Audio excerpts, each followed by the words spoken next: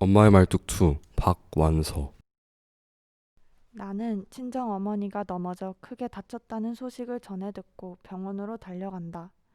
아흔에 가까운 고령의 어머니는 수술을 받게 되고 나는 홀로 어머니의 병실을 지키게 된다.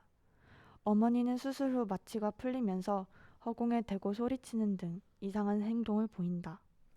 그놈 또 왔다. 뭐라고 있느냐. 너네 오래를 숨겨야지. 어서 빨리 숨기거라. 엄마, 제발 이러지 마세요. 오빠가 어디 있다고 숨겨요? 그럼 너네 오래를 벌써 잡아갔느냐? 엄마, 제발. 어머니의 손이 사방을 더듬었다. 그러다가 붕대 감긴 자기의 다리에 손이 닿자 날카롭게 속삭였다. 가엾은 내 새끼 여기 있었구나. 꼼짝 마라. 다 내가 당할 테니 다 덤비거라. 어머니의 떨리는 손이 다리를 감싸는 신용을 했다. 그때부터 어머니의 다리는 어머니의 아들이었다. 어머니는 온몸으로 그 다리를 엄호하면서 어머니의 적을 노려보았다. 어머니의 적은 저승사자가 아니었다. 군관동무, 군관 선생님, 우리 집엔 여자들만 산다니까요. 제발 믿어주시라요. 어머니의 눈에 푸른기가 애처롭게 흔들리면서 입가에 비굴한 웃음이 감돌았다. 나는 어머니가 환각으로 보고 있는 게 무엇이라는 걸 알아차렸다. 가엾은 어머니, 차라리 저승의 사자를 보시는 게 나았을 것을. 어머니는 그 다리를 어디다 숨기려는지 몸부림쳤다. 푸스럭푸스럭. 그러나 어머니의 다리는 요지부동이었다. 군관 나으리, 우리 집엔 여자들만 산다니까요. 찾아보실 것도 없습니다. 친애하는 군관동무. 그러나 절체절명의 위기가 어머니에게 육박해오고 있음을 난들 어쩌랴. 공포와 아직도 한가닥 기대를 건 비굴이 어머니의 얼굴을 뒤죽박죽으로 일그러뜨리고 이마에선 구슬 같은 땀이 송글송글 솟아오르고 다리를 감싼 손과 앙상한 어깨는 사시나무 떨듯 떨고 있었다. 가엾은 어머니, 하늘도 무심하시지. 차라리 죽게 하시지. 그 몹소리를 2번 겪게 하시다니. 비극도 이런 비극도 없지. 어머니 이러시지 말고 진짜 제발 정신 차리세요. 나는 어머니의 어깨를 흔들면서 울부짖었다. 엄마, 제발. 어머니는 어디서 그런 힘이 솟는지 나를 건부려기처럼 가볍게 털어내면서 격렬하게 이거 몸부림쳤다. 놔라. 안 된다 안 돼 이놈. 너도 사람이냐? 이놈. 나는 벽까지 떠다밀린 채 와들와들 떨면서 점점 심해가는 어머니의 광란을 지켜볼 수밖에 없었다. 어머니의 몸에서 수술한 다리만 빼고는 온몸이 노한 파도처럼 출렁였다. 그래서 더욱 그 다리는 어머니의 몸이 아닌 이물질처럼 괴기스러워 보였다. 어머니의 그 다리와 아들과의 동일시가 나한테까지 옮아붙은 것처럼 나는 그 다리가 무서웠다. 안 된다 이놈. 이라는 호통과 군관동무, 군관 선생님. 라는 아부를 번갈아하며 몸부림치는 서슬에 마침내 링것줄이 주사바늘에서 빠져버렸다. 혈관에 꽂힌 채로 주사바늘을 통해 피가 역류해 환자복과 시트를 점점 물들였다. 피를 보자 어머니의 광란은 극에 달했다. 이놈. 계속 가라. 나도 죽이고 가거라 이놈. 어머니는 눈물이 범벅된 얼굴로 이를 갈았다. 틀니를 빼놓아 잇몸만으로 이를 가는 신용을 하는 게 얼마나 처참한 것인지 나 말고 또 누가 본 사람이 있을까. 이게 꿈이었으면. 어머니는 이 세상 소리가 아닌 기성을 지르며 머리카락을 부득부득 쥐어뜯다가 오줌을 받아내는 호수도 다 뜯어버렸다. 호수 뜯어지는 소리, 피 비린내가 내 정신을 혼미했다. 퍼뜩 정신이 나가서 구원을 청하려 가는데 저기요, 누구 없어요? 저희 어머니 좀 봐주세요. 어머니의 기성이 바깥까지 들렸던지 간호사가 뛰어왔다. 네, 무슨 일이세요? 갑자기 왜 이러시는 거죠? 간호사 분 불러 빨리.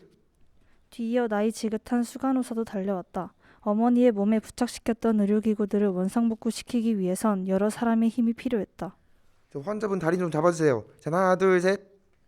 내가 수간호사와 다른 간호사와 함께 어머니를 힘껏 찍어 누르는 동안 담당 간호사가 어머니가 뽑아낸 것들을 다시 삽입했다. 링거는 숫제 발등으로 옮겨 꽂았다. 세상에 이런 일도 있습니까? 나는 수간호사에게 원망스럽게 말했다.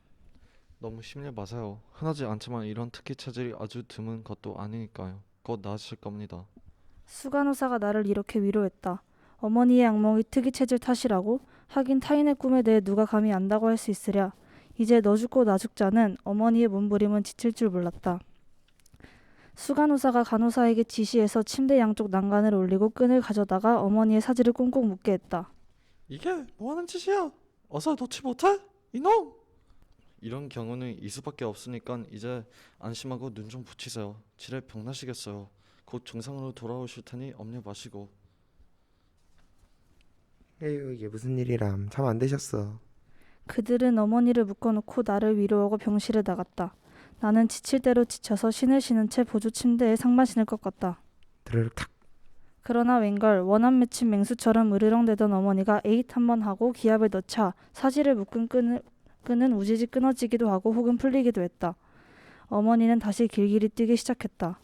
참으로 불가사의한 괴력이었다. 목소리도 뜻이 통하는 말이 아니라 원한의 울부짖음과 독한 악담이 섞인 소름 끼치는 괴성이었다. 조금도 과장 없이 간장을 도려내는 아픔과 함께 내 속에서도 불가사의한 괴력이 솟았다. 제발, 엄마. 나는 이를 악물고 어머니에게로 돌진했다. 다시는 아무의 도움도 청하지 않고 어머니와 맞서리라 마음먹었다. 이건 아무의 도움도 간섭도 필요 없는 우리 모녀만의 것이다. 과거 6.25 전쟁이 발발했을 때 나의 오빠는 인민국 치하에서 어쩔 수 없이 의용군에 지원했다가 겨우 탈출하여 돌아온다. 그런데 오빠는 속속들이 망가져 있었다. 전세가 불리해져 피란을 갈 상황에 처한 가족은 예전에 살던 현저동에 숨어 지내게 된다. 그러던 어느 날 집에 들이닥친 인민국 군관에게 발각된다. 우당탕탕탕. 그 후 그들은 격금 내기로 자주 우리 집에 드나들었다. 그중엔 보이부 군관도 있었는데 오빠에 대해 뭔가를 눈치채고 있는 것 같았다. 우리하고 천연덕스럽게 고향 이야기나 처자식 이야기를 하다가도 갑자기 오빠를 노려보면서 딴 사람같이 카랑카랑한 목소리로 동무, 혹시 국방권에서 나고된 게 아니오? 그게 아니라면 왜 여기 있나? 라고 하면서 간이 콩할 만큼 오그라들었다. 그러나 오빠는 그대와 나타나면 사색이 되어 떠는 증세가 그런 소리로 더해지거나 덜해지지 않았고 인민공복을 보자마자 새로 생긴 실어증도 끝내 그대로여서 불구 노릇에 빈틈이 없었다. 문제는 우리였는데 우리도 오빠가 불구가 된 걸 연기로서가 아니라 실제로 받아들이고 있었다. 슬프고도 원통한 일이었지만 오빠가 치유될 가능성은 없어 보였다. 그러나 보이부 군관은 남달리 집요한 데가 있었다. 위협도 하고 회유도 그럼 이렇게 합시다. 하고 때론 애원까지 제발요, 말해주세요. 하면서 진상을 알고 싶어 했다. 어머니를 보면 닦아 죽겠어. 아들 하나가 어찌다 젖거리 됐을까? 배 안에 불구만 아니면 고칠 수 있어. 우리 북반부 이술은 세계적이거든. 그러고도 가난한 사람 우선이야.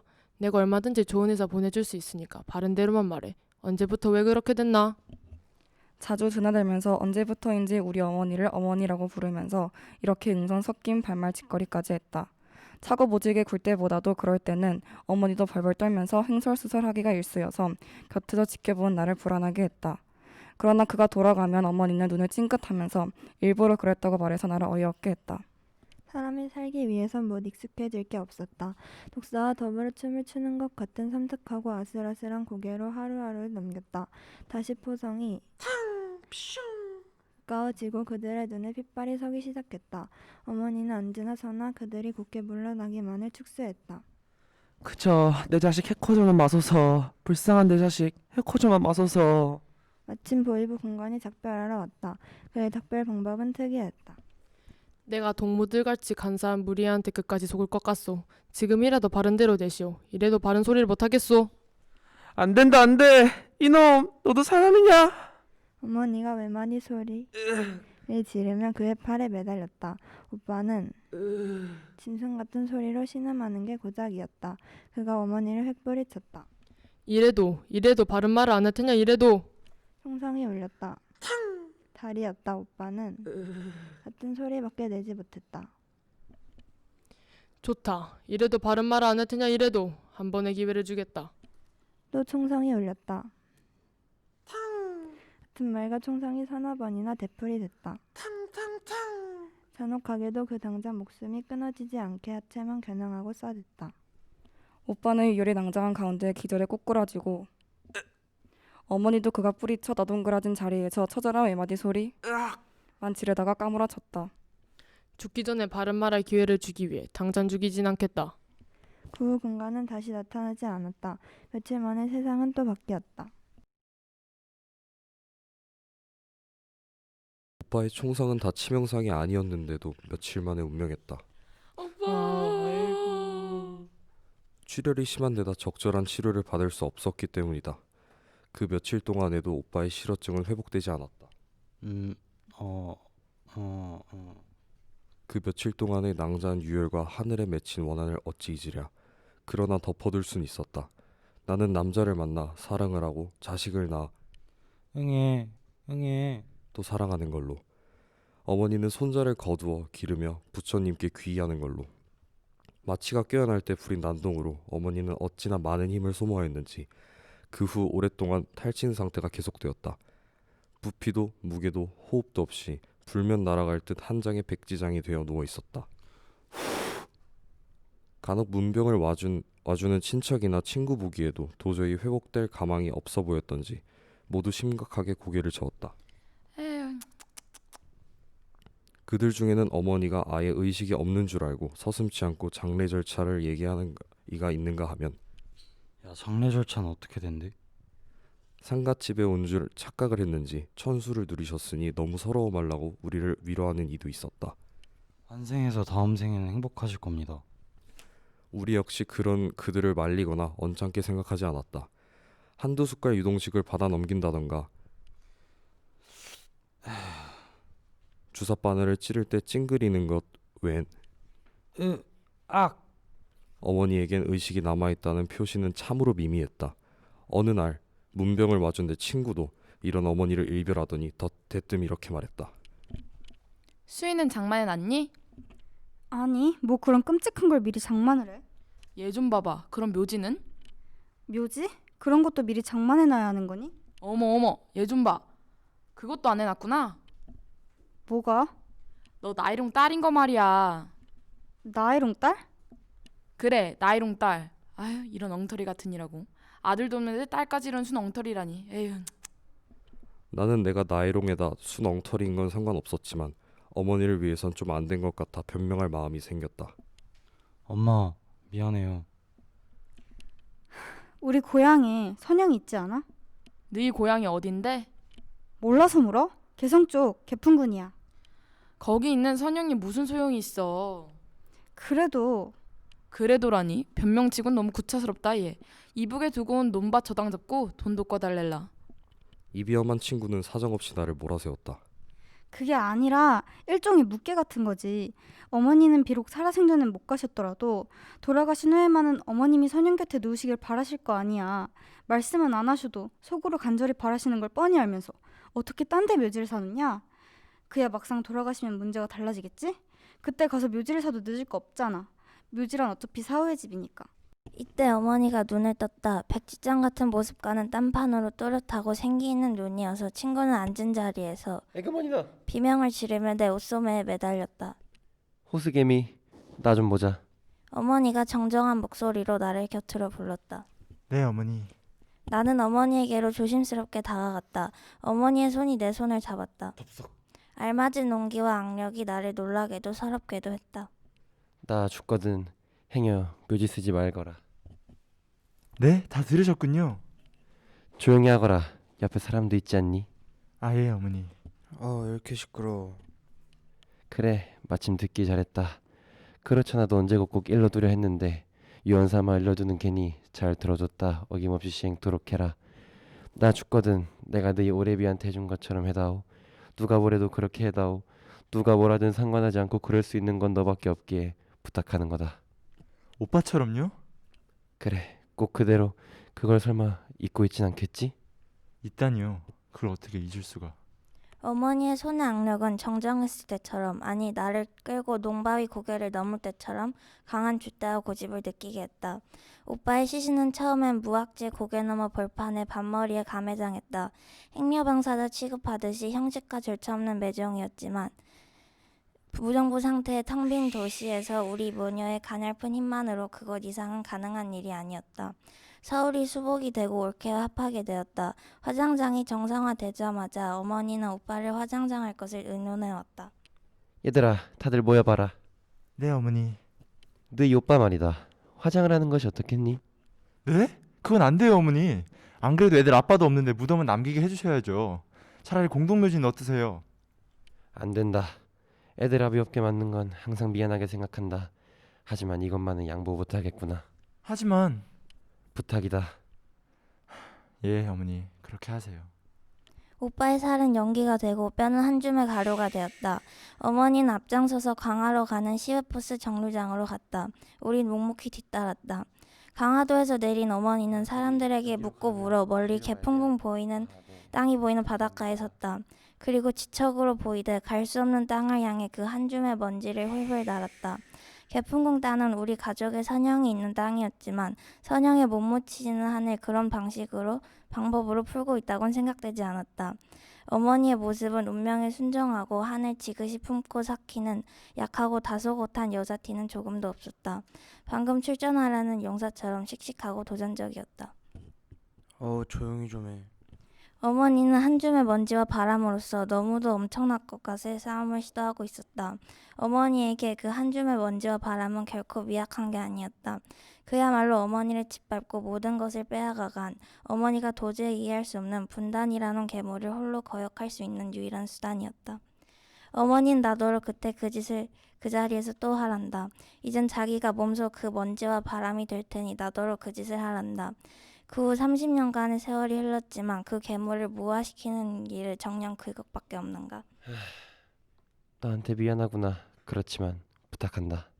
어머니도 그 짓을 물려줄 수 있는 게 진정으로 미안한 양 표정을 애달프게 이지러졌다. 아, 나는 그 짓을 또 한 번 할 수밖에 없을 것 같다. 어머니는 아직도 투병 중이시다.